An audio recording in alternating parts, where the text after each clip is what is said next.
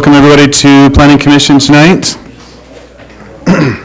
This is Thursday, March 22nd. We are going to start with the Pledge of Allegiance. Please find your seats. We're going to turn the time over to Commissioner Steele for the Pledge of Allegiance. Yes.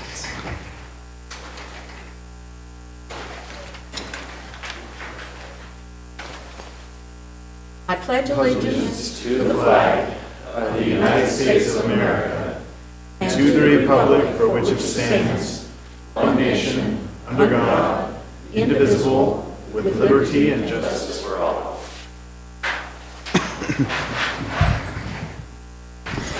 All right, let's have a roll call. Start over here. Sandra Steele. Kirk Wilkins. Ken Kilgore. Troy Cunningham. City staff. Mark Christensen. Brian Miller. Gordon Miner. Nora Shepherd.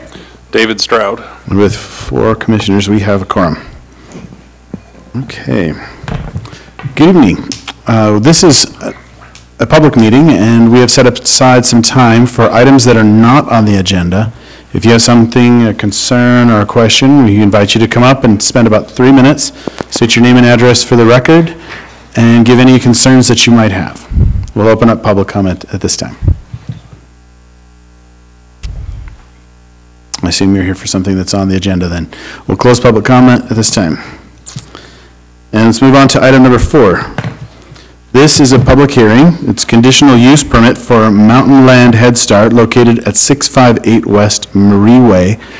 Sonia Pineda is the applicant, and we'll turn the time over to Dave Stroud for our presentation. All right, Mountain Land Head Start has acquired it last year. This is a property located next to Horizons, the special needs school, and Thunder Ridge Elementary.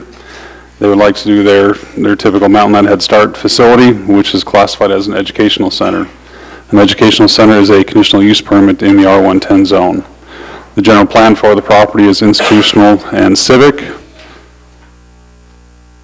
Here we have the site plan. So they're proposing to build a 70 by 50 modular building with the accessory parking off to the sides, playground area in the back, fencing along the school property, removing the existing chain link fence along the residential houses, putting up a solid vinyl fence, so replacing those fences there. Landscaping as needed. Landscaping does meet the required minimums and plants, as you can see here.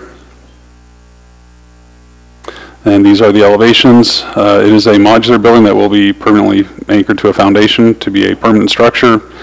Construction materials are a wood cementitious siding, the EFS stone. They will have metal awnings as well coming off each side. I do have a materials board I forgot to grab. I can go back and grab it in my office if we want to take a look at that further. Okay. Conditional use permits. So this is out of the code. So the Land Use Authority may permit a conditional use permit within the zone where obviously the code says it can be a conditional use, which is what this is. They can be approved if there's reasonable conditions that can be proposed to help mitigate any anticipated impacts on the property. If the reasonable anticipated effects of the conditional use permit cannot be mitigated by the proposal, then the conditional use permit can be denied. Then I don't know if we need to go through all these in particular, but these are the things that you can look at as far as things that you can make conditions on the site plan itself. Can deal with the siting of the structure, traffic, parking, things like that. Something that if you see a negative impact on the adjacent property or on the road or whatever it may be, and you can place a condition on that to help reduce that impact on the use. And you can look at, again, parking, water, sewer, garbage, any of these things that you can address if need be to address as conditions to help mitigate those items. So here's the material board you see here. I'll just have you pass that around. Then the recommended motion is for approval with the findings and conditions then attached to the staff report.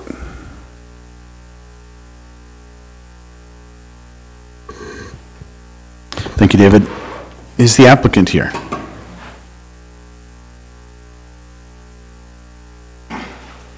Hello. You can actually join us and take a seat if you'd like. Make yourself comfortable. And if you could tell us your name and address for the record. Sonia Pineda, I'm the Executive Director of Mountain Land Head Start, and the address is 658 West Marie Way. Hi, Sonia. Did you want to add anything to the presentation tonight? Just that we have a lot of parents that are excited, one of which is joining us today, which lives within the city boundaries. And so we purchased the land back in June, so we're very excited at the prospect of providing services. We have quite a number of children that we're currently serving and that are on the waiting list, so we're very excited to be able to provide services closest to where the families live. Right now, we're busing them clear out to Pleasant Grove since we don't have a facility nearby. So happy to answer any other questions. Thank you very much.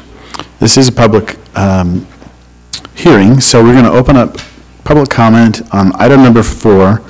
That is the conditional use permit for Mountain Land Head Start. If anybody came forward for that, we invite you to come.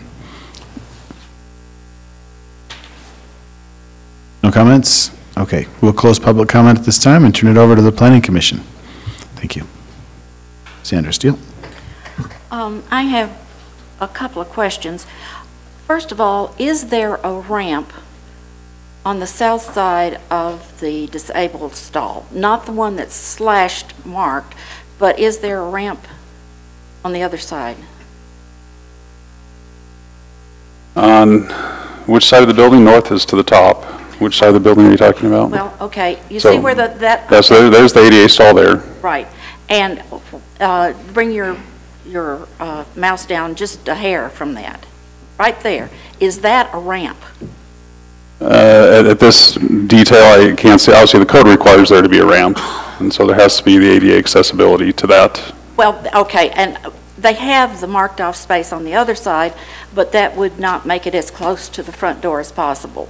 So that does need to be a ramp there. Yeah, I believe that is a ramp. I can pull up the other, zoom in closer, but yeah, so the front door being right there. Okay. Do we have any pictures of the accessory buildings that they're proposing? It's I can pull it up under a different plan, not on it's a tough shed is what it is, which will meet the size or color and materials of the main building. Okay. And it'll be behind a fence as well.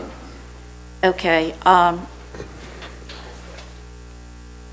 Is there a solid fence that will screen that door that opens to the south? No, there's a partial fence along here. It's a 3-foot fence, 3-foot alternating picket. Yeah, doors don't have to be screened. No, but it sure would look better. Well, in some areas they do have to. It would look better if they could put that door the other way, on the other side. And if you look here on the landscape plan, you'll have the fence there, partial fence coming through here, plus you'll have these shrubs as well. And so you will have some blockage of that door. Is there a reason that, oh, no. Actually, on the south side, there's not, there's 2 windows. So go to the elevations.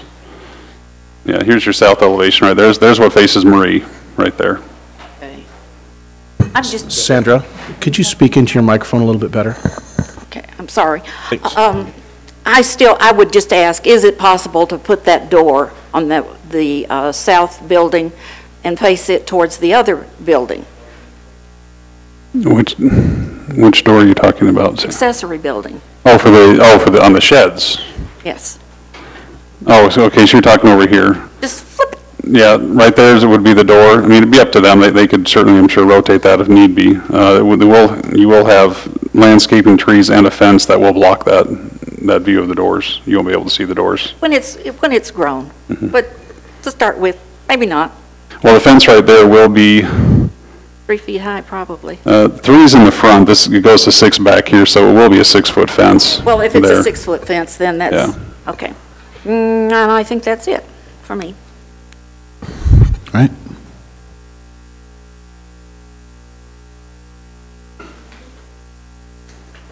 Since this is an administrative recommendation, I'd like to ask the applicant, are you okay with all the conditions, in complying with all the conditions in the staff and engineering reports? We are. Okay.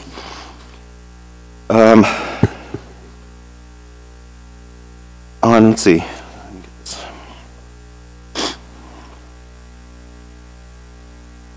On 1915,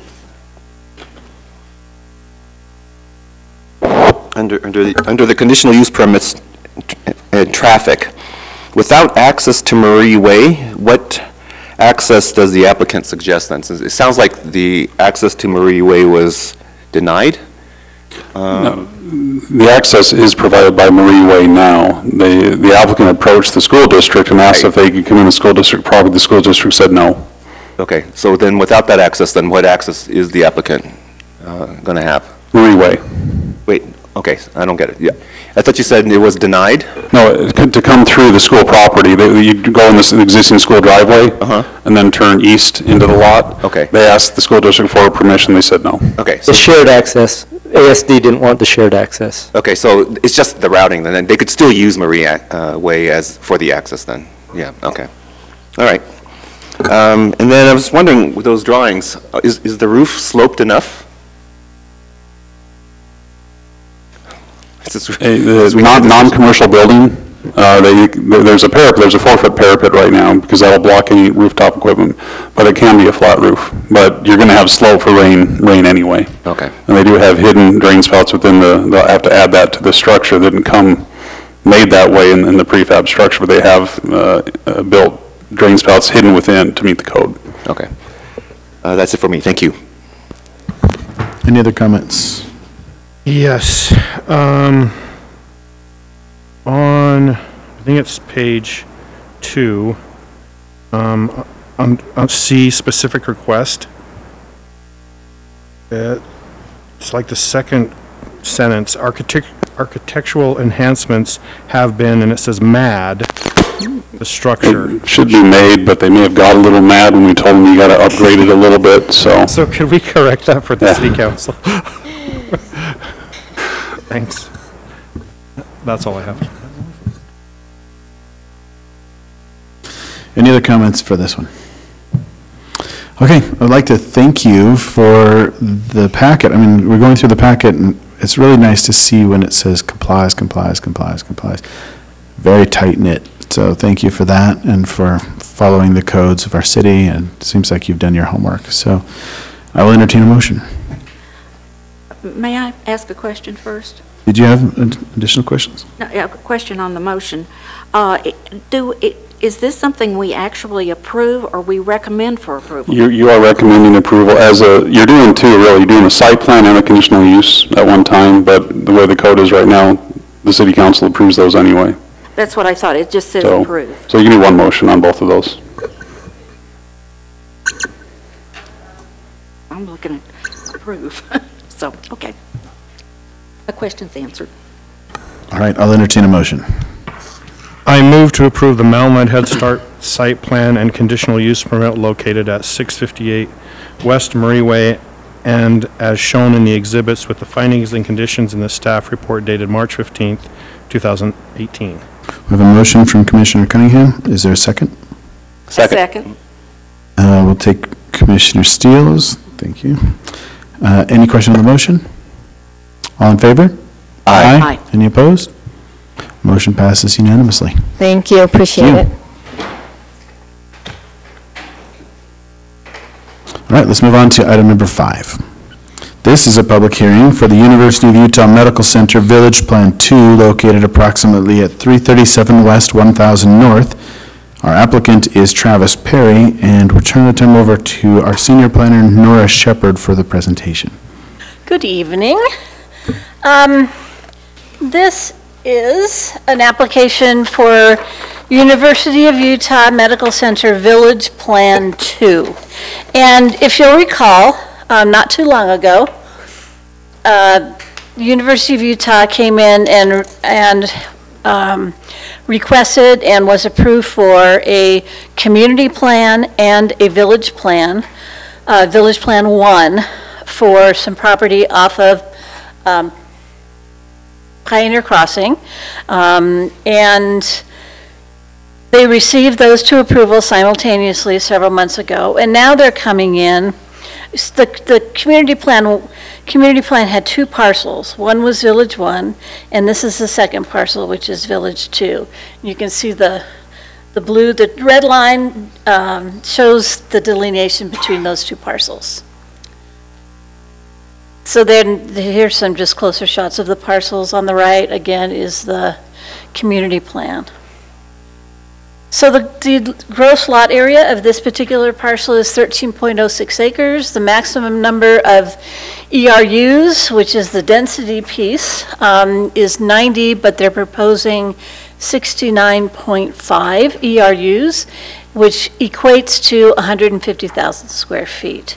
And this village plan is again, at concept level.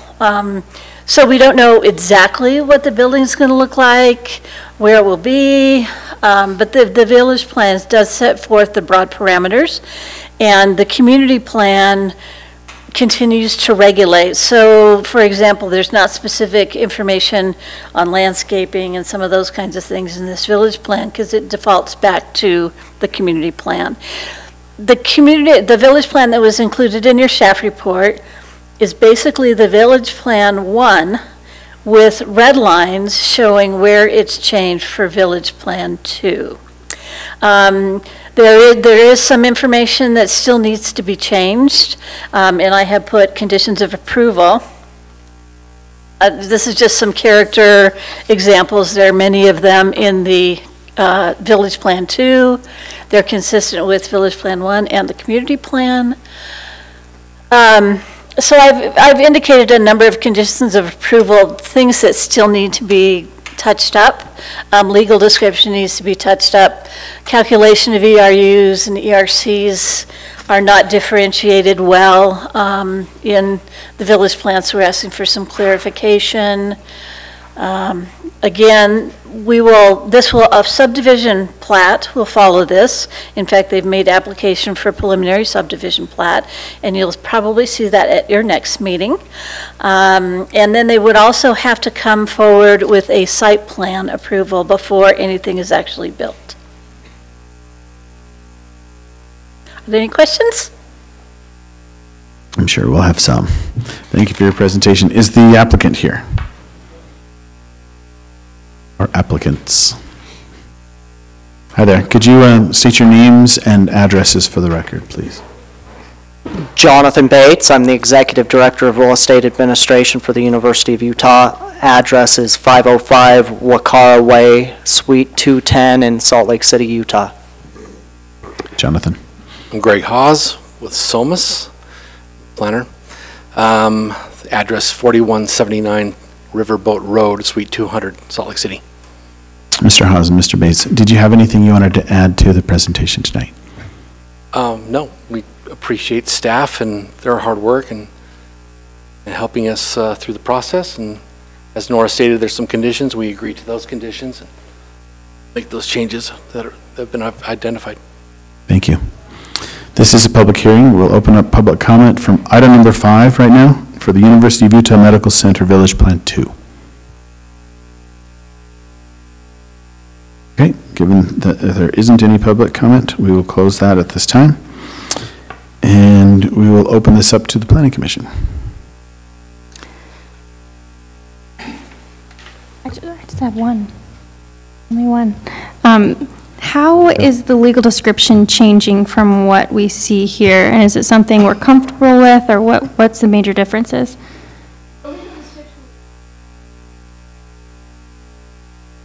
Okay. So there would be.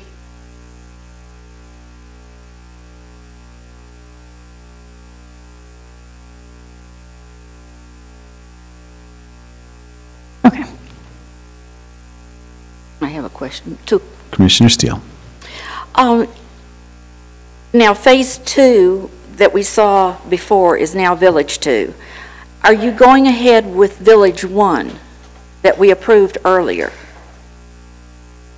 So we will actually be building and plan to build on Village Plan 2 first. It will be smaller facilities with the larger facility planned for Village Plan 1. So both of them will be medical facilities? Correct. Very good. And do you know what your ratio of parking is for the Village 2? I believe it's is it 4.5 per thousand? The other one was 5, I believe it was 5. 5 per thousand. It's the same as the other village plan. Okay. This is just a question from before. Did we really approve all of the signs that they showed? Have you looked at them? Has the rest of the commission? I thought you made the motion. I may have. When I went back through, I'm going, did we approve that? And what concerns me is your window signs. That I'm kind of funny. I don't like to go into a place where I can't see what's going on inside if there are windows there that are blocked by signs. This is a state facility, so we're governed by DFCM rules.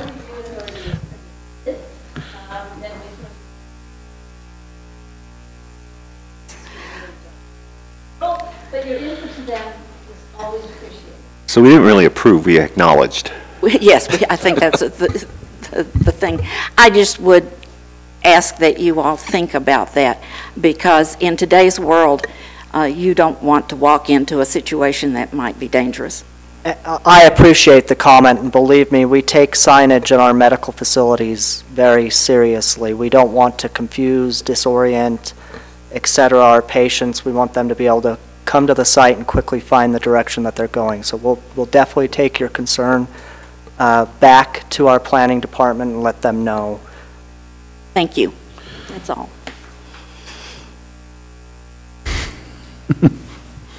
Other comments?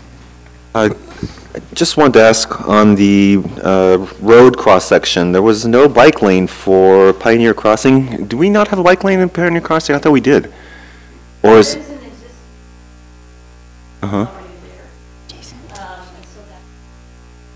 Okay, all right. I guess it's not on the road. It's not striped on the road there. It's separated on the trail, just offset by the drainage ditch. Okay. So it's there. Oh, okay, on that, I see. It's city maintained. Yeah.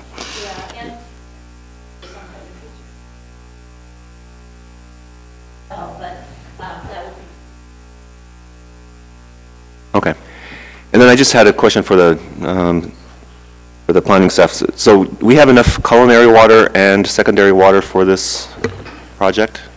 For this development? Yes, we do. Okay. Then that's it for me. Brush. All right, well, we welcome you to the city. We need your facilities, and right now, I know that our family drives quite a distance to get to some good facilities, so it's nice to have you a little more centrally located. I will entertain a motion.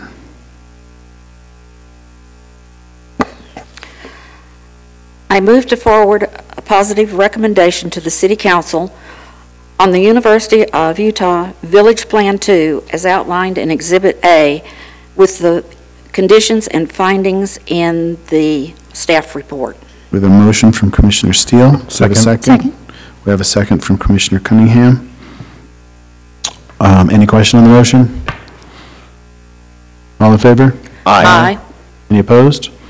Motion passes unanimously. Thank you. This meeting is so much better than the caucuses ran last week. I feel so much better. Okay. Let's go to item number 6. This is a public hearing, a preliminary plat for Lexington Green, located at the northwest corner of Foothill Boulevard and Pony Express Parkway. LeVar Christensen is our applicant, and we turn the time over to David Stroud for our presentation. Lexington Green has been a kind of a project that's been hanging around for several years. Goes back to at least 2009. The city has brought several different renditions to the city over the years. Thankfully, that it wasn't constructed at that time, because now that Foothill Road has been widened for the UDOT project, they've had to acquire some of that property. So right now we're looking at a project in the that contains the zones of medium density, or the general plan of medium density residential and high density residential. There's a 2009 agreement which guarantees 6 units per acre in the single-family designation area, which would be the medium-density area, and then 252 apartment units. Those are guaranteed by an agreement. Right now, the current zones on the property are R36 and MF18. So the proposal now actually is for 100 single-family lots, not 102. There was a correction that he submitted to us to go for 102, but he's not doing that now from what I understand. So it's 100 single-family lots. They would be 4,000 square foot plus and then 40 foot wide plus on those lots. Access is provided from Fairfield Road and Pony Express. And then the apartments themselves, those will come back in the future for their own site plan approval. The parcel is shown on the subdivision plat here, but you have nothing to do with the apartments right now. This is strictly just the single family we're going to look at. So what you have here is the red lines. Now the applicant we gave the applicant red lines early last week. They brought in corrections to those red lines, but staff did not have time to review those and get those into your package. So what you have right now is the red line versions, hence that's why you see a lot of these markings on here right now. So what the plat does show again is 100 single family lots. It does show the parcel A, that large vacant parcel you see there would be where the apartment buildings will come back at a future date for site plan approval. Contains several open space parcels right now, and right now there are no amenities on those open space parcels, just landscaping. And just kind of scroll through the landscape plans here, the various open space areas, grass, trees, shrubs, your standard. There's a statue or two as well that the applicant has for some of the property. And so we would recommend a positive recommendation to the City Council of preliminary plat approval with the big condition that the red lines be all correct and complete prior to going to the City Council. And the amenity package be worked out for the open space areas. And David, there's another thing to add as well.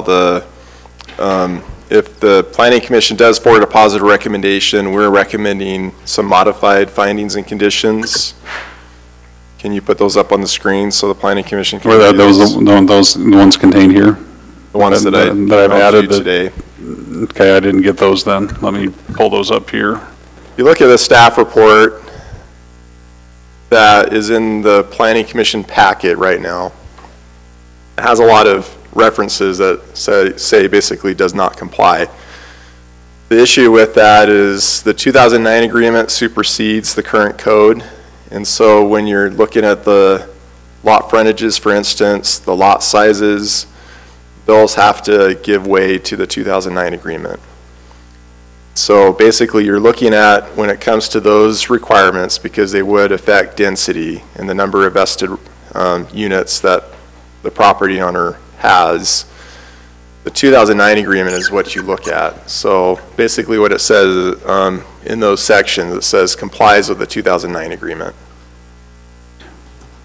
Thank you for that clarification. And then there's some other ones too, I believe. Yeah, that email I sent you, Kevin, I did send that to them with those corrections.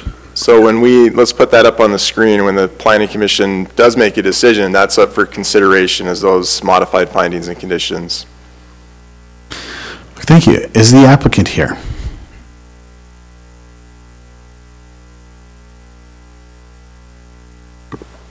Yes. Good evening, Planning Commissioners. My name is Paxton Guyman. I'm legal counsel for the applicant. The applicant is Concord Holdings. The managing member is Mr. LeVar Christensen, who's with us. And could you introduce yourself, LeVar? Yes, LeVar Christensen, the principal and owner, and thank you very much for the opportunity to come back to you. And your address for the record, please. 12308 South Raleigh Court, Draper, Utah, 84020. Thank you. Did you want to add anything to the presentation tonight? Yes. Just very, very simply, what's been said by counsel for the city is correct, and that is that we have a 2009 agreement that gives vested density rights of 6 units per acre. It also protects 12 acres of apartment use to have 252 apartments. Just very quickly, I want to walk you through the math so you can understand how we got to where we are today, and you'll see that the applicant has actually made a density concession that hopefully will be viewed positively by the commission. So, can we just show the site plan up there again? We have a packet we'd like to share with you. May I approach?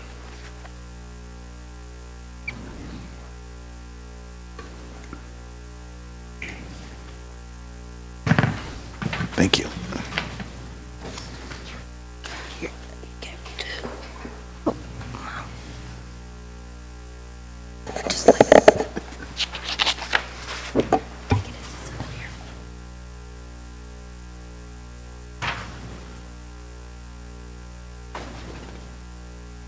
So just look at the second page, you'll see the site plan. Just for a second, do you have this in soft copy that they can put up for the public's use? If you go back to the very first image you had, be the next one then. So it's similar to that. Let's see. Now this is 100 single-family lots. So anyway, let me go ahead. Let me walk you through this. In 2009, there were 44 acres for this project. And under the 09 agreement, which guaranteed these vested density rights, there were 6 units per acre for all of the land except for 12 acres that have 252 apartments. So that was the agreement. Over the last 7 or 8 months in dealing with UDOT made it clear they wanted to acquire the 14 easternmost acres to expand the corridor for corridor preservation for the road in the future. So the 44-acre project is now reduced to 30 acres. And that's why what you're seeing here is a plan for a 30-acre project. The transaction with UDOT is expected to close within the next month. The details are confirmed. We're just waiting for all the final documentation. So we're able to work with UDOT to preserve what we think was the city's desire to preserve that transportation corridor. On the remaining 30 acres, we still have the 12 acres of apartment use for 252 apartments, which are guaranteed under the 09 agreement, leaving us with 18 acres for residential use. Now, under the 09 agreement, and the city attorney and I have worked through this with the ombudsman's office, we're all on the same page, and that is there's a right to 6 units per acre for the residential usage. Now, if you do the math, 6 units per acre times 18 acres would result in 108 units. But due to some planning and some orientation with the layout, it makes a lot more sense to have 100 units. So despite the vested guaranteed density right of 108, we have conceded to come down to 100. Now that might still seem fairly dense, high density, but that is the guaranteed right that was negotiated in 2009, and this is a voluntary concession to make the project better. To give you an update on things, council for the city and I have put together and exchanged drafts of a development agreement that's scheduled to go before the city council next Tuesday. Everything seems to have come together through this fairly elaborate and elongated process to where we're now ready to move forward with the final engineering for plat approval. Thank you. Okay, did you have something you wanted to say, LeVar? Just one. I know we'll genuinely listen to whatever comes from the public and then respond if we might and contribute to that. But I just thank the city. We began with 56 acres, and then in 2009, to accommodate the city's growth and to create Foothill Drive and Pony Expressway, we went from 56 to 44. And then as we've gone forward with the agreement, now the growth is so impressive, fastest growing city in the fastest growing state. So thank you. And we're very sensitive to that. I've done this for over 30 years myself as an attorney. My father was the mayor of our town as a boy growing up. My whole life has been city government. And so I gave you an example of our steeplechase project with all the open space that we do there, the landscape parks. But the architecture is top quality. There'll be others that are coming forward with that, but we've themed it with the street names and everything. It's all themed after Lexington and Concord, the national Long May It Wave sculpture that we've had in our roundabouts and different things. So, but this color one that you're seeing right here is so important because this is the actual layout, and this is how we've accommodated the widening. So first we accommodated the creation of Foothill, and now we're accommodating the expansion of it. And we came to you previously a year ago, but in the time with UDOT since, we removed townhomes and different things that would have been on the larger property. So this is what fits within the vested entitlements and lets us make a positive contribution to the neighborhood. Thank you very much. Okay, great. So this is a public hearing. We will open up public comment on item number 6 at this time. Preliminary plat for Lexington Green. Before I do that, I just wanted to say this is an administrative decision. So for us, we can only make decisions based upon state law and city code. So if there's feelings about what's going on, we can't even use that as part of our decision. So basically, it's what's in the code. So we'll open up public comment at this time. No, didn't need to say that. We do. Okay, thank you. If you would state your name and address for the record, please. Will Holy, 968 West Fairfield Road, 84045. I'm concerned about the width of Fairfield Road when you have cars, driveways emptying onto it. People will be parking in the street. I mean, that's what happens. We've got a lot of agricultural equipment that goes up and down that road that will have a very difficult time to do it. The other thing I want to point out is that all the wonderful trees along front of Fairfield Road are actually driveways, so they won't be there. Thank you very much. Have a good day. Thank you for your comments, Will. Are there any other comments?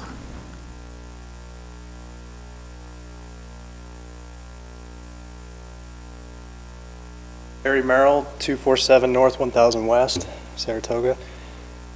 We're just around the corner from there. I'm going to express the exact same concern that he has. No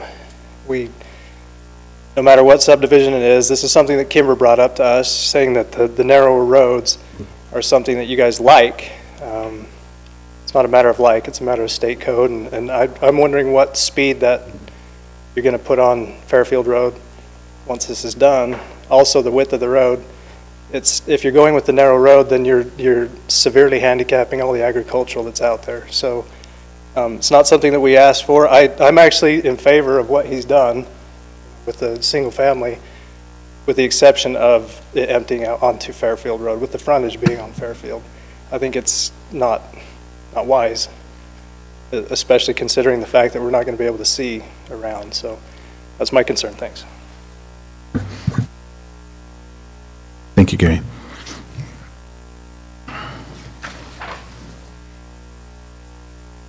Sarah Merrill, 247 North 1000 West Saratoga. So I have a question. So we've got this road that's emptying out on Pony Express Parkway, and I'm sure this is a city question versus a developer question, but how are they going to actually turn left? Because I just don't see with the traffic on there. I mean, is there plans for a light? Do we know anything on that stance or anything of that nature at this point? Because as what I see is that people aren't going to be able to turn left onto Pony Express. So they're going to go out to Fairfield, and then turning left from Fairfield onto 800 West is already a dangerous intersection for the way it aligns in visibility. And I again see another problem that as we start to clog that, as people come in, it's still going to be hard to turn left again. So I'm wondering what the plans are in order to alleviate that congestion, if you guys know. And then it's already been said about Fairfield Road and the concerns about people don't park in their driveways half the time. They park on the street. If you go through the neighborhoods, that's what you see. So I'd like to know if that's a city question as well, about how do we guarantee that the big equipment, the big horse trailers, the swathers, the rakes and so forth can make it up and down that road without issue. Anyway, so if you could address that, I'd appreciate it. We will, thank you.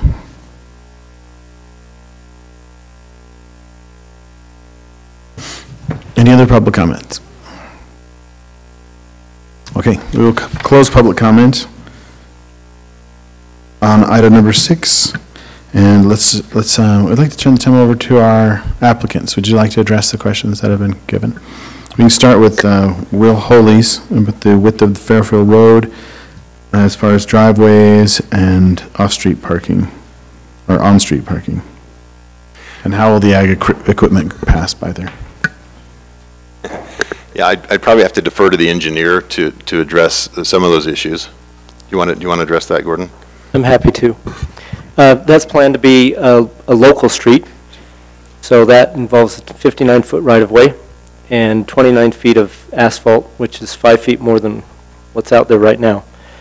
So the 29 feet of asphalt provides for parking on both sides, and 20 feet, even if two cars are parked on either side, you still got 20 feet, which meets the fire code. So from a capacity standpoint, that's just right. Wider than that, especially with a straight road like this, we would see increased speeds. And do keep in mind, too, that this is the wider local road cross-section that we modified, what was it, about a year ago, where we went from 26 to 29. When Kimber was here, we were still using the 26-foot cross-section. So it makes a difference here, for sure. All right, next questions came from Gary Merrill. He lives around the corner, same concern, streets matter of state code. Do you want to address that? Are the streets a matter of state code? I believe it's further regulated by our city code. What was the question, whether or not... I think he had a concern that the streets were a matter of state code. Maybe he's talking about Pony Express, perhaps?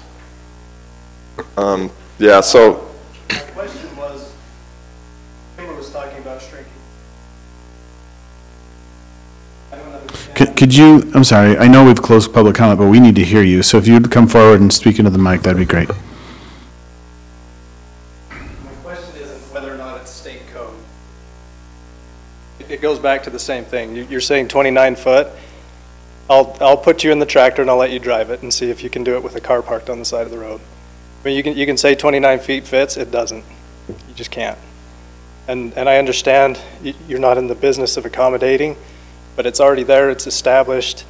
My concern is where they're emptying out onto Fairfield Road, where the frontage for the homes is right there. People are gonna park there. And you can drive down any neighborhood in the whole city, and it's gonna be that way, so. Gary, what width do you need for your ag equipment? It's not mine, it's my father-in-law. Okay, for your father-in-law. You're gonna need the full width. I mean, you put the swatter What is on that there. width? I can't tell you. Okay. He's not here to tell you. All right. This is in his behalf, so. So Gordon has a valid point, what he said. This is actually going to be wider than the existing road. And if it is an issue where there's a safety concern or there's issues with maintaining that required width per the fire code, the city can regulate that as far as no parking on one side of the road. That's always an option. It may not ever come up. The right-of-way in this case actually extends beyond the pavement on the north side. I don't know if there's curb and gutter on that side, but basically the situation is going to be made better. And do keep in mind, these driveways have to comply with all the parking requirements that we have, as well as the garages have to be two-car garages.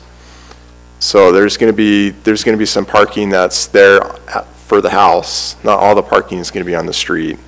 Okay, but what kind of guarantee do we have that they won't be parking there? I mean, that's what I'm saying. Something we can look at. About an HOA. Is there an HOA, or is this? I mean, we'd be happy to look into that. It's a valid question for us because we can't drive up and down there with the horse trailers and everything else that has to go up and down there. Gary, thank you for your comments. And I'm sure if you talk with the city later on, we'll figure out a way that will work for you still. I really can't see that they're going to block off the right-of-way for you guys to get your equipment in and out. I'm sure that we'll figure out something to accommodate for you. Right. I'm sure that the parking helps decrease the amount of area that you have to go through. Work with the city. I'm sure that we'll figure out something that will work for you and for them as well. All right, the next questions came from Sarah Merrill.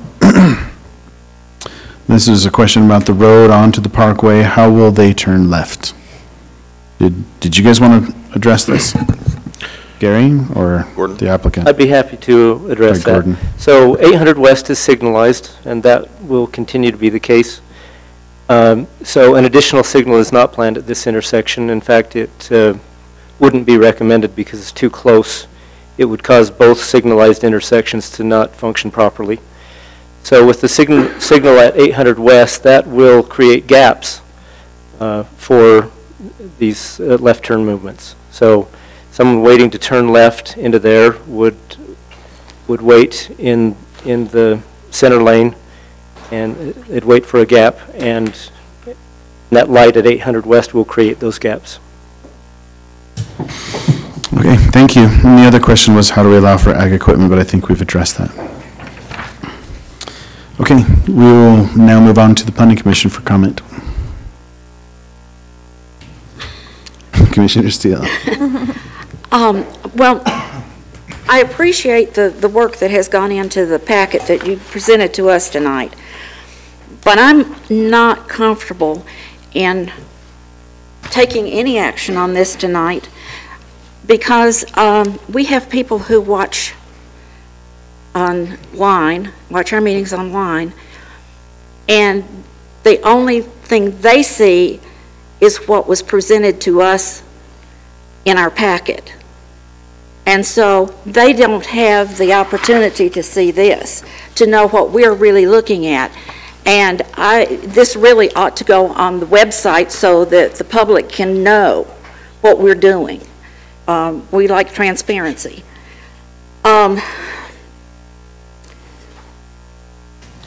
There's enough corrections that need to be made that I don't feel comfortable in taking action this week. That's it.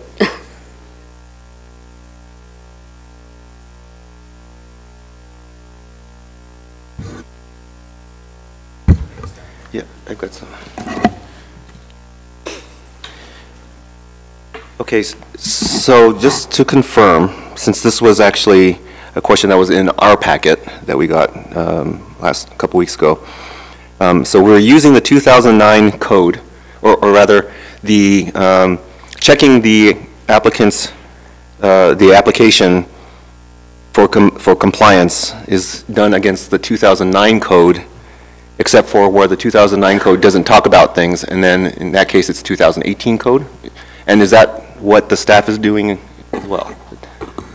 We're reviewing this based on the 2009 agreement, not the 2009 code. And if you see in the staff report the changes that were made to the findings and conditions, that's clarified that it's based off the 2009 agreement. If you want to look at the hierarchy of what which code to look at, or which regulations to look at, that's a better way to put it. This is a regulation. This is something that was approved legislatively by the council. The 2009 agreement is. 2009 agreement comes first. Next comes the 2018 code. And so where there's a conflict where the 2009 vested rights can't be realized or utilized based on the 2018 code, you got to look at the 2009 agreement. And so the 2009 agreement actually, it talks about a number of things as far as impact fee credits and engineering issues, but it's pretty straightforward when it comes to just zoning and land use. It talks about the 252 apartments on 12 acres, which they've got, basically fits within that 12 acres, and then it discusses, says not less than 6 units on the rest of the property. So in that case, what they're doing is the 252 apartments on the 12 acres, and they're actually coming, they're less than the 6 units per acre on the rest of it. Right.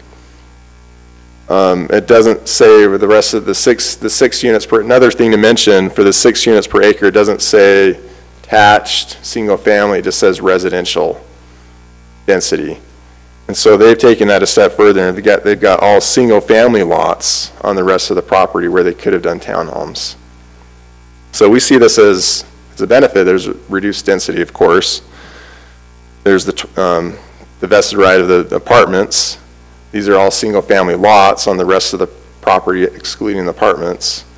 And of course, the Mountain View corridor is going to be, Foothill Boulevard is going to be purchased by UDOT. So this helps facilitate that. Okay. So Nora, is that what you did then in going through the application and providing and create, I'm sorry, was it Dave? Sorry, Dave. Without my glasses, you guys look alike. So, no, I'm just kidding. So is that what you did then in preparing the staff packet, is using the 2009 code and then also the 2018 to fill in those, I'm sorry, the 2009 agreement and then the 2018 code? Yeah, and I'd have clarification from Kevin about what would apply to the 2009 and what would apply to 2018. Okay. Okay. Okay. Is that what you're asking me right now for clarification? No, he was asking me that when I went and did my report. Yeah. And then Kevin went through it, and you can see on the screen now that he clarified some of these things that I interpreted differently, and Kevin corrected those for me on here. Okay. And that's what I did email to you earlier today.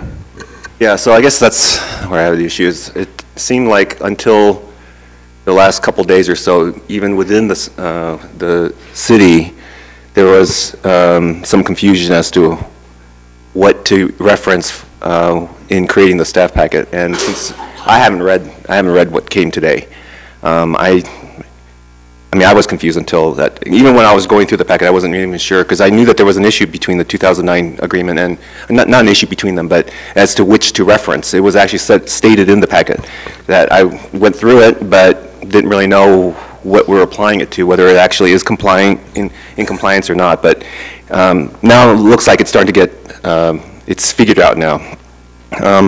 You want to walk through those. It can be really narrowed down to 4 things: lot width, lot size, open space, and landscaping. So those are the 4 things. So I think it's fairly straightforward. The rest of the analysis that David had in his staff report is spot on. It's just in light of, how do you resolve these conflicts? Are you looking at the 2018 code, or are you looking at the 2009 agreement?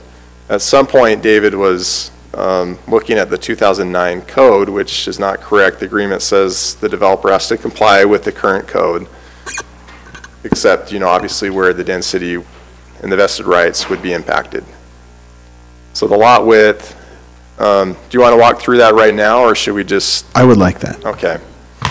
So if you look up on the screen at the red lines are the changes that were made by me. If you look at the lot width, in the 2018 code, it requires a 50-foot minimum.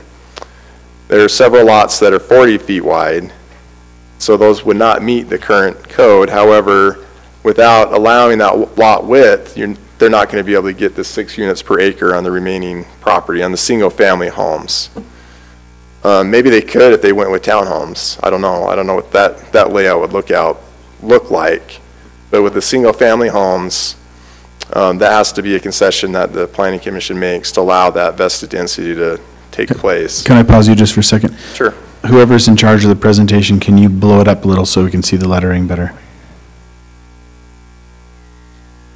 Much better. Thank you. Please continue. Okay. So that's the lot width. The lot size in the 2018 code requires 6,000 square feet minimum. However, as I mentioned, the 2009 agreement allows that 6 units per acre on the rest of the property without allowing that 6,000 square foot requirement to be reduced. They would not be able to use or realize the density that's vested in the development agreement. Keep in mind, there's all these other, there's the amenities, the parks, and the open spaces, the common areas, the clubhouse, so that takes away some of the developable acreage as well.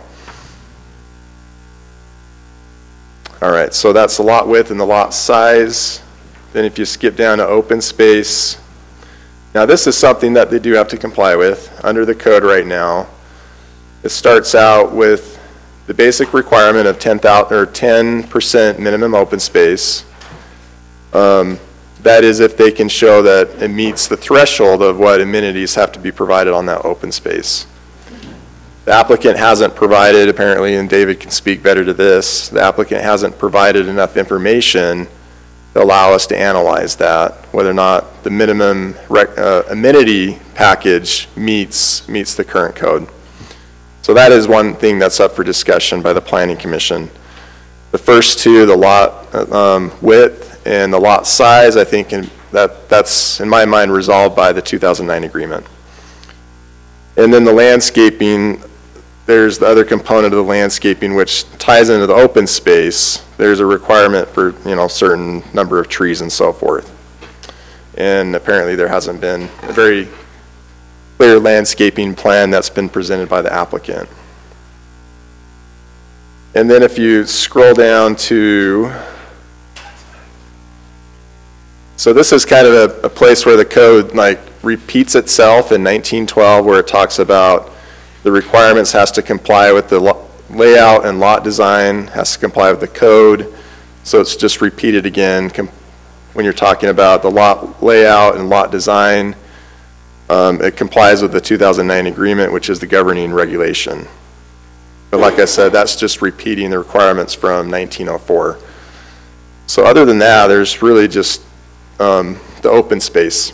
You can just narrow it down straight to open space. And what's required in the open space, the number of amenities, as well as the landscaping. And correct me wrong, David, if I missed anything. Yeah, they have not submitted the open space worksheet. That was a correction.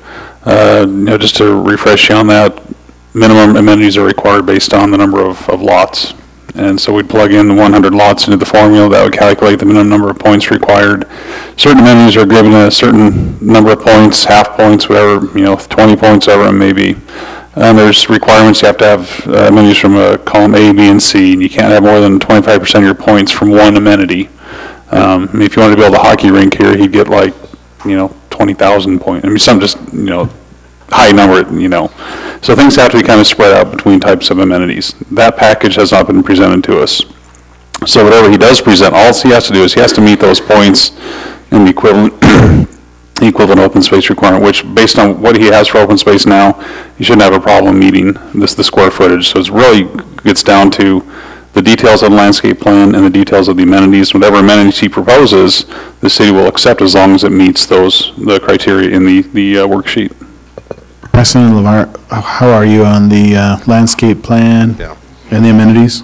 So this is one issue where there's a slight disagreement between the city's analysis and our position. Our position is that those items are not subject to additional imposition of requirements right now because the 2009 agreement governs. So if we step back, anything from the current code that would deprive us of the full density benefits that were guaranteed under the 2009 agreement cannot apply. By legislative action, this city council of the city already guaranteed those vested density rights. So to the extent there's anything now in the code that would be imposed on us to preclude reaching those density rights, it's off limits. Okay, so if the roads are now wider, then you're saying that we can't make the roads wider if it reduces your density, even if those roads need to be wider, say for larger fire trucks or something like that? Well, in this situation, we can actually keep the vested density rights with the roads, so that's okay. How about the landscaping plan? I'm just wondering if you're going to submit a landscaping plan. No, we have, but here's what's missing. There's just some confusion. And I'm so grateful. You do a masterful job, but it's been such a hardship to go almost 10 years and to have an endless series of questions. But here's what we've come up with while we've gone through this last year. The old ordinance, which we're vested under, and I'm very thankful for your outstanding city attorney who lists on your website what it means to be vested. And he acknowledges us, it's published, it's posted, it says it's undisputed, it can never be expired, it can never be taken away, talks about all of these aspects. So what we've done is that under the old ordinance, we would have 20% open space. But working with your staff, we voluntarily, to accommodate the tension between maybe your new objectives, we went ahead, we were asked if we would voluntarily widen the street by 3.5 feet to accomplish the newer fire code objective. This also helps with the parking on two sides of the street, but that went as a credit also towards that previous difference. So now you're 10%, and then you have the points program and all the amenities, etc. But the old one, you do 20%, but what happens is we get credits for the perimeter trails, the improvements we're making on Pony Expressway, the voluntary widening. So we're about 16%. We meet it. We meet the 2009, and we've improved everything. So we're not deficient at all, and we're not somehow duty-bound to go back and try. And what would happen if we did go to 10% open space instead of 17, we'd be adding more lots, but we're not doing that. And so that's the tension. That was the incentive, is that if we were really going towards the new 10% program, but we're already upgrading, we're putting things in that nobody else does, and we're upgrading at every point, including our architecture and the overall quality. So the challenge here has been all along is just trying to work with, but to be waiting 9 to 10 years with just the evolving questions. I'm so thankful for tonight. We've reached over this past year a cooperation and a consensus, but the time of year with our seasonality and breaking ground and construction, time is of the essence so much for us. We came before you a year ago. We were ready to go in August of last year when we were surprised and the city said, we need to tell you that we had a recent traffic study and UDOT, and now we think that we took 12 acres before, but we think we need 14 more. And so since August, we've been waiting for all of that. We're trying to move forward this year, please. And I thank you so much. It was such a good point. I understand you being an advisory body, but I think what I've seen you do before is that if you haven't, and the staff has been absolutely wonderful tonight, they've accommodated all these things. The one thing, if open space is your worry, we're not in non-compliance, we're not deficient. We actually are still under the old ordinance, but we're accommodating the spirit of the law with your things that you're most important. Your most important was widening the street by 3.5 feet for the fire code. We were asked first to stub into Fairfield, then we were asked to front onto it and to help improve. We've accommodated the landscaping drainage so that the corridor can be landscaped and be a beautiful green space like the LDS Church has been able to do with some of its farm property. So all of it has come together and ready to go now. Yeah, so this is not really, it's not really a point of contention, I don't think. The fact of the matter is they just haven't provided any information about what the amenity package is. And actually, just a slight correction, the development agreement doesn't say anything, or the 2009 agreement doesn't say anything about open space. And it says that the developer has to comply with basically current or city regulations. The presumption is it means like whatever the current city regulations are. Going back to the 2009 code, it actually did require amenities. And the way that you got density bonuses was by providing the additional amenities that went above just the grass. And I can point Mr. Christensen to that particular section of the code back in 2009. But if you look at the plan, I mean, and this will just have to be, we'll have to work out the details of this. But there is a clubhouse that's being provided, which would count towards some of the amenities. And although it's not shown on here, there is going to be, well, playground equipment. There's going to be trails along, I believe, Foothill as well as Pony Express. Is that correct? Yes. So that's going to be a recreational amenity. And it looks like there is going to be a park, or I mean, there's going to be a tot lot or playground equipment on the park. So really, we're not talking about, we're not far. And in fact, he gets the benefit of the current code, which is the lesser percentage requirement of 10% and not 20%. So he needs to factor that in as well. We're not comparing apples to apples here. And it actually may be that the current code benefits him with the current proposed amenities. The clubhouse, where is the clubhouse? It's by the apartments, looks like. Okay, that's what I thought I was looking at. But we're not even considering the apartments in this, are we? So we were told that No, that's true. That's true, but it would go towards the overall amenity package for the entire project and the open space requirement. You don't have that right now. And right. To be fair to Mr. Christensen too, we have been working really well together with addressing all these different concerns, and there are a lot of things we've discussed, and we've been able to reach a consensus on many things. It's been a good, positive experience, and we're confident that we can work it out with the rest of these issues with the open space. We can work that out. If you look at what the code requires, it's very much a formula that we follow. There's not a lot of discretion in whether or not the open space amenities are provided. You plug in the data into the formula, and you find out on the other end if the code requirements are met. And that is something that's easily delegated to staff to do that, to make sure that that amenity package meets the current code. Okay, before we go on, I'm going to turn the time back to you, Commissioner Kilgore. Thank you. In just a second. Okay. Thank you for your comments. I know that we've made a couple of concessions. I know that we're looking just for your submission for your amenities package and landscaping. We're trying to help move this along for you.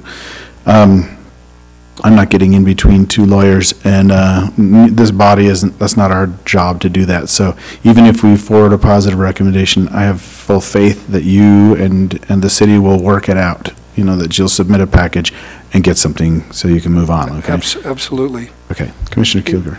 Oh, did you have something to say, Just that Elizabeth? the process allows for that, and that's kind of implicit in the Planning Commission being advisory and then the City Council and each of the steps, but time really is of the essence, and it's coming together in ways that we're trying to make up for lost time if we can. We appreciate your sensitivity to that.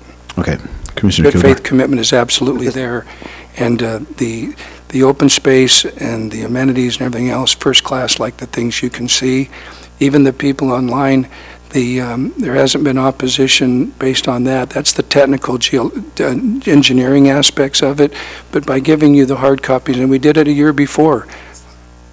We did it a year before as well, that you can see this, but we walked away from all the townhomes and everything else to try to accommodate all of this, so thank you.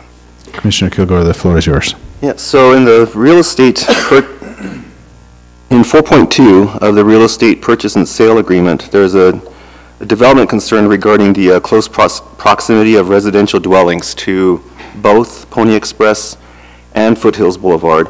I was wondering if this has been resolved in your discussions. That's what the evolution of all this has been. When we began, we didn't foresee, as the property owner, I thought we were going to have large homes and just nothing on, only Fairfield. But I used to watch the school buses meander through, and I thought, I think we've really benefited the community. We helped facilitate all these major connections, and it's been a good thing.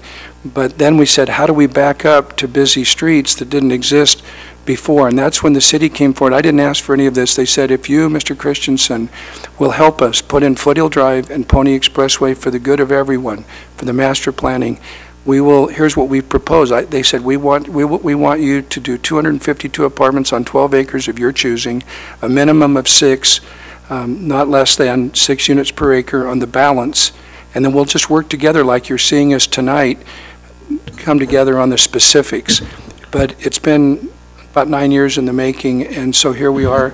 And thank heavens, as hard as it's been, as costly as it's been to wait all this time, I look back and I think, if we'd gone sooner, I guess, in hindsight, than the Mountain View corridor, they would not have been able to even consider this. So although it's been a huge hardship for us, I think for the good of the region and the community, that this is going to be something that's going to be a beautiful way to accommodate. To answer your question directly, though, yes, we've addressed that issue. Okay. So here, let me clarify, let me get a little more specific there. Yes, it does. So what the agreement says is that we will agree that we will review, so quote, we will review and take into account any development proposals that reasonably address this issue. The apartments are in the place that it makes sense in the corner along the two arterial roads. The larger lots are more towards the residential, the other residential property. So absolutely, we took that into account, and we appreciate obviously, the developer taking that into account as well and placing those larger lots along Fairfield Road. We anticipate that this will be a very high-volume street, so the appropriate place to put those apartments is right next to it. So we've addressed that concern, we believe. Okay. And then I think it was public comment from Gary. I think that was his name, or was it Gordon? I think it was Gary. Gary Merrill. Yeah. So and then the city attorney had said that the city one option, for example, was for the city to regulate parking on the street. So how does that happen? I mean, what's the process for a resident or a group of residents or an organization to come to the city and say, we're having trouble getting our agricultural vehicles through, so can there be a regulation to prevent parking on one side of the street? How does that start? If I could, let me just kind of jump to I think an easy solution. If you recall, several months ago, we had some concern on Aspen Hills Boulevard. We have a traffic calming program. We have mechanisms in place whereby our engineering department will review concerns. So if there are concerns raised, we will happily go in, take a look at those, and address those. Unfortunately, we understand the concern, but it's difficult until things are built, until we see the built environment. You know, it's difficult to predict how a tractor of some sort is going to have an impact on that roadway. And so, you know, tractors do go on city streets. It's something that happens. It's something that it accommodates.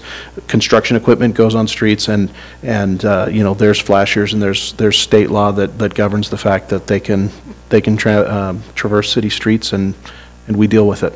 Current regulations allow fronting roads or fronting houses on local roads. And in fact, this was something that we discussed with the applicant in a way to get rid of the townhomes and stick with single-family homes. So we see it as a positive here, even though it may be viewed negatively. And like Mark mentioned, we do have the traffic calming program we can look at. So just as a general comment to the Planning Commission, I feel very uncomfortable with this right now. I mean, I completely appreciate the fact that the applicant has made some concessions, many concessions and such, but that's not what I'm concerned with. I'm concerned with looking at the application and the packet that was prepared by the staff, and then checking it with the code and general plan and all the things that we check it with. And if it complies, great, and then we make a positive recommendation. But I don't feel I can do that. And I know some efforts have been made to try to reduce the questions down to just a couple things, but those couple things are the things that, are some of the things that bug me. Also, we've got the city attorney telling us what's in the staff packet. And I just don't feel comfortable with that process. I would rather it go through the normal planning, planning staff process. I know time is of the essence, but I mean, gosh, if you had 9 years, I don't see that to be an argument to me. I mean, the applicant before you, she just bought the property last year, and then she sailed right through. So I know there's all kinds of things that happen, but again, it's not, if UDOT does it, it's because we're growing. And so if you take 9 years, yeah, things are going to change. But I expect all that to be done before you come before us and not have to go through what has been figured out, what's being figured out right here at the Planning Commission. And I don't think that's what it's for, what we're here for. So I have to say that I'm not ready to make a positive recommendation for the current packet. And Commissioner, if I could, I think you raise a very interesting point. There is one situation like this in the city, and it is because of the agreement that was entered into almost a decade ago. As staff, it is a very technical one. It is a very tricky thing, but it is also a very specific set of requirements. So my recommendation to you would be, if you're not happy with it, then give it an unfavorable recommendation, but push it forward to the council, because I think that spending more time on it at this level is not going to resolve the issues and concerns. It's merely going to just be a tautological discussion, and it will ultimately need to be decided with the body that is responsible because of the agreement that was made. So I appreciate your concern. I appreciate your concern, Commissioner Steele. Probably all of you have many concerns. I can assure you that staff has wrestled with this issue for at least the 7 years I've been here. It is a very technical, very difficult issue, and so I would suggest, rather than table it, move it forward either with a favorable or disfavorable recommendation. Any other comments from the Planning Commission? I do. I have some questions for staff and for the developer. So my first question to staff would be about density. Because this is vested density, the 2013 Prop 36, whatever it was, does this count towards those calculations, or is it kind of held in a bubble by itself? No, because this is already granted approval prior to that, this is all vested density. So it will put us over that calculation, essentially, right, or that max? Okay. This would be relevant in future discussions and decisions about zoning and rezoning a property. Okay. We're over the threshold.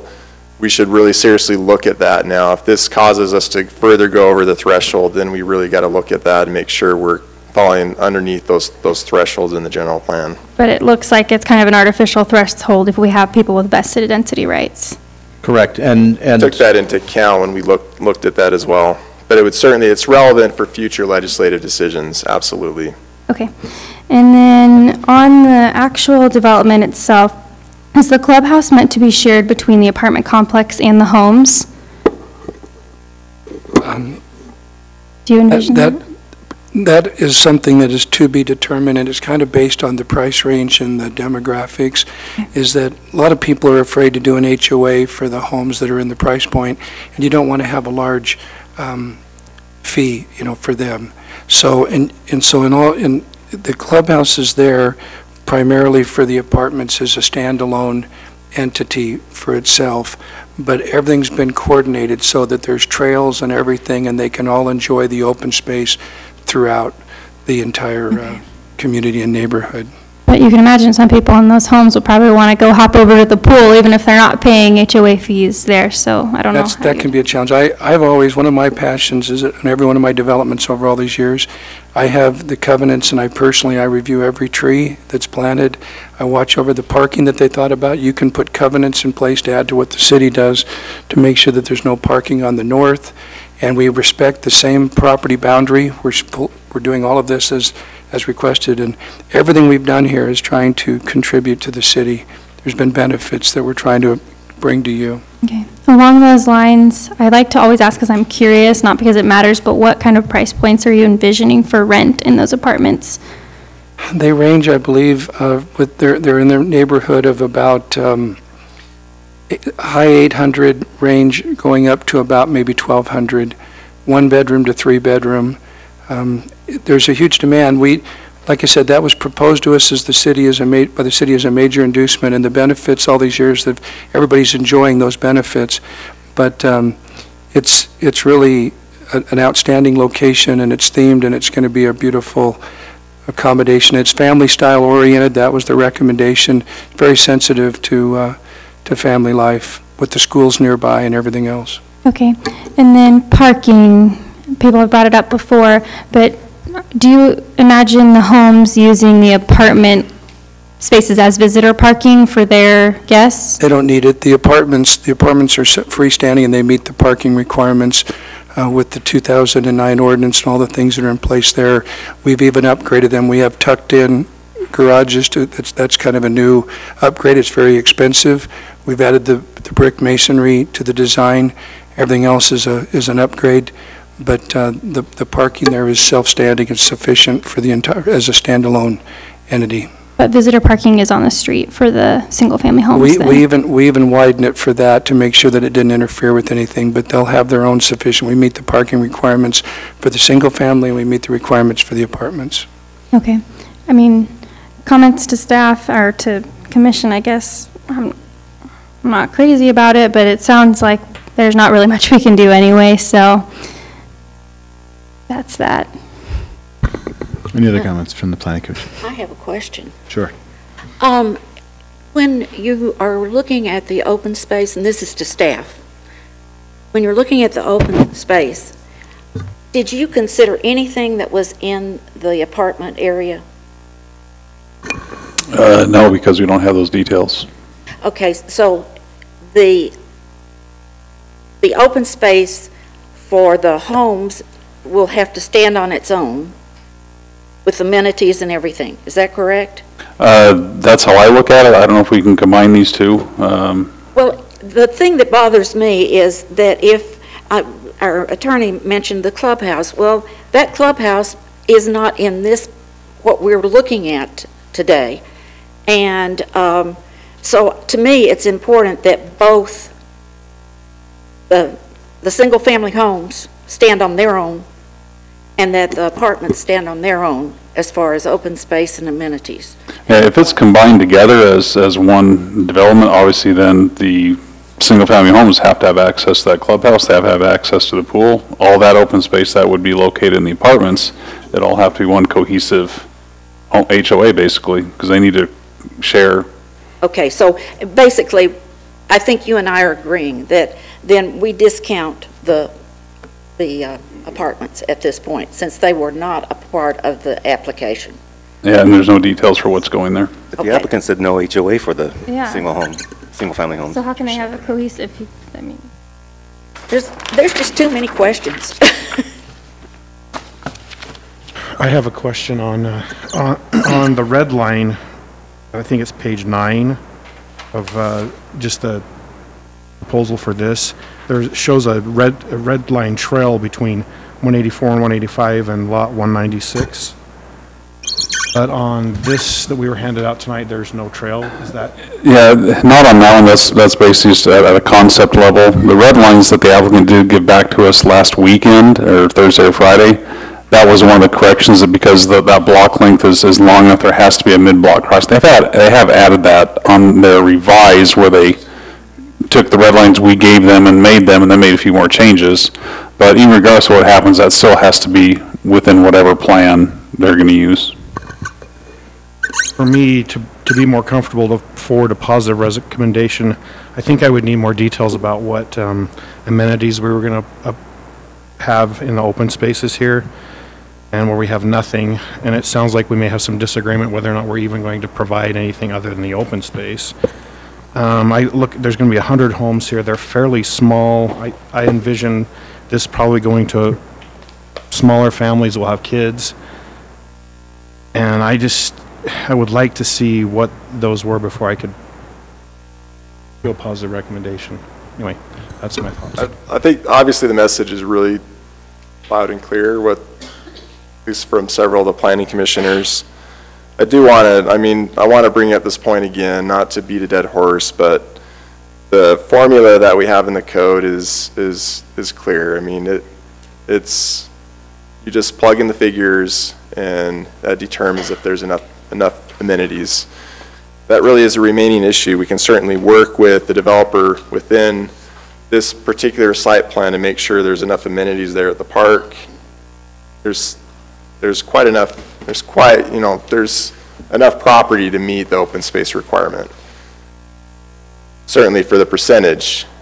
Now the amenities, that's the only thing that's left, and there is the formula in the code that we can work through with the applicant before it goes to the city council. Okay, so now it's my turn. I sat here very patiently listening to my colleagues, and I'll tell you honestly, from my perspective, this was kind of painful. And the reasons were, one, that we didn't have a landscape plan. Two, the amenities, and open space, we still don't know. If we had submitted something like that, it's very popular with us. We can get through it, we can look at it, we can make a decision quickly. And then one submission with one plan would be great for us, based upon your current land rights.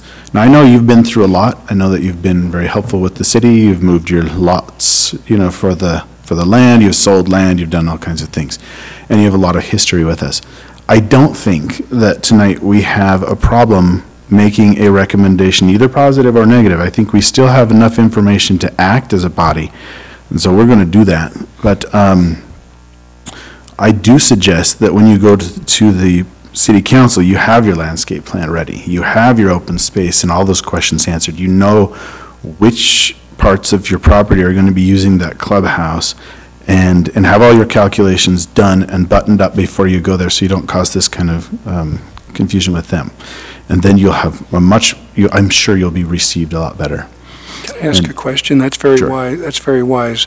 And I think the way where there's a will, there's a way.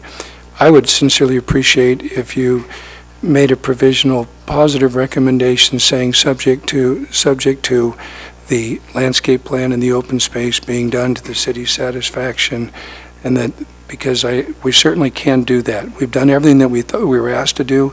If something was overlooked, I just appreciate would it be 2 more weeks before the next planning commission meeting? Is that what it would be? And then 2 more weeks after that for the city council? I don't know what your dates are. I wouldn't even go there yet. We don't know what's going to happen. In fact, I have no control over what happens at this point. I just entertain a motion and we see what happens. We'll take a vote, and either way, whether we have a positive or negative recommendation to the city council, it's their decision, and it will move on to them tonight. As I mentioned earlier, we were ready to go and had satisfied all issues as of August as far as that point, but this has been a team effort to accomplish the master planning for the city and the region. All right. I think we've reached a point of decision. Mr. Chair, yes. I just want to say one thing. Staff is encouraging us to send something to the city council that we can't properly vet, and that has been our mission, and that's what they count on us to do. And what we're going to do is send them something that we don't have enough information to really vet it properly. There's still some holes in it, there's still some questions. I think all of us, I've heard all of us say that we've got questions. So I just want to remind everybody, that's what we're here for. And even though the staff is wanting this to move forward, I know I'm not comfortable with it. I don't want to give a negative recommendation. But if we have to take action tonight, my vote will be no. Could I just interject for a moment? We're okay to come back before this body. Okay. We want to give you the information you're looking for. It makes all the sense in the world to let you vet it, and if it causes a few weeks or even a month delay, we'll do that. We hear you loud and clear. So That is very generous of you. Give us the chance to give you the information you want, and we'll go the right way. If the applicant is comfortable with that, that's fine. That's very generous of you, because we feel we have a duty, and basically with an administrative decision, it's based on the code, it's based on what the agreements are. And that's really pretty simple normally, but we just need to know what we're making the decision on. So thank you for that concession. And now I will entertain a motion. I move to continue the Lexington Green preliminary plat to another meeting date. Do I need to say to be set by the city planner? Just a meeting in the future to be determined. We've obviously have to take their plans, correct the red lines, they've got to get them back to us. There's going to be a back and forth process. We can't tell exactly what date that will be. With the direction to the applicant and the staff on information and our changes needed to render a decision as follows, I believe we want to say we would like to see more detail for open space. Was there what? Consensus among the staff and the city attorney that we know what we're looking at. Okay, I'll wait till you're done with your motion. I think I'm done. Okay, we have a motion. Do we have a second? Second. Second. We're going to let Commissioner Steele keep that second. Any questions on the motion? I do. I would like to see a completed landscape plan, a completed amenities and open space plan. That's it. Are you okay I'm with good that? with that. Second, Second okay is with good that? with that. Okay, any other questions on the motion? All in favor? Aye. Aye. Any opposed? Motion passes unanimously. So we'll see you again soon. We'll have the whole plan before us, and we'll make a good decision that way. A sincere thank you. I was so impressed last time and impressed again. This is an outstanding body. Thank you, LeVar. I appreciate that.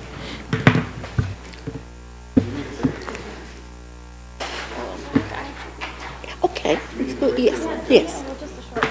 We're going to have a 5-minute break. I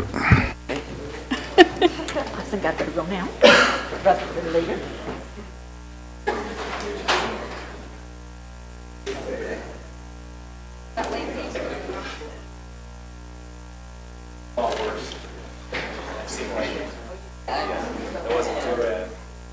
I can do a few of these. Yeah.